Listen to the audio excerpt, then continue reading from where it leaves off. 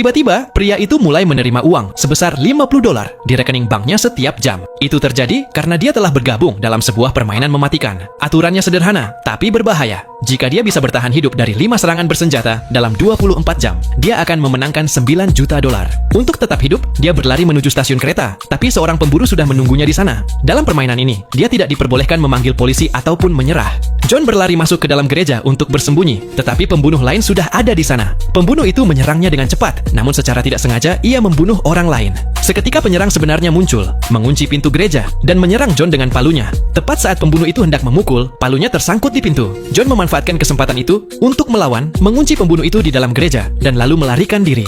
Namun, saat kabur, pembunuh itu berhasil menghantam kaki John dengan palunya, dan palu itu menancap di kakinya. John lalu membersihkan lukanya dengan cairan thinner, dan berusaha terus berjalan, tetapi akhirnya ia jatuh dan pingsan. Sementara itu, pembunuh lain mengetahui bahwa John masih hidup dan akan datang dalam waktu 1 jam lagi. John menemukan sebuah supermarket, mengambil seragam petugas stadion untuk menyamar, dan berbaur di tengah keramaian. Ketika pembunuh tiba, pada awalnya dia tidak mengenali John, tetapi pemilik toko melihat seragam curian itu dan memarahinya. Perhatian si pembunuh langsung tertuju pada John. John dengan cepat bersembunyi di bagasi mobil yang terbuka.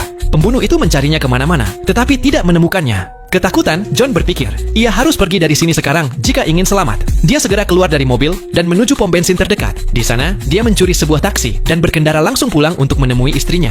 Namun tanpa ia sadari, pembunuh itu sudah tiba lebih dulu di rumahnya. Nah, mungkin kalian bertanya-tanya, kenapa para pembunuh itu tidak menggunakan senjata api? Itu karena aturan di dalam permainan ini melarang keras untuk menggunakannya. Saat John mencoba kabur dengan taksi, pembunuh itu melempar paku baja dan menyebabkan ban mobilnya meledak. John melihat kesempatan, menyerang pembunuh itu dan menjatuhkannya. Namun, ia tidak sadar bahwa pembunuh lain sudah bersembunyi di dalam taksi. Pembunuh itu lalu melilit kawat di leher John, tetapi John bisa mengatasinya. Selang beberapa saat, karena marah, John mengambil batu besar dan membunuhnya di tempat. 5 jam pun telah berlalu.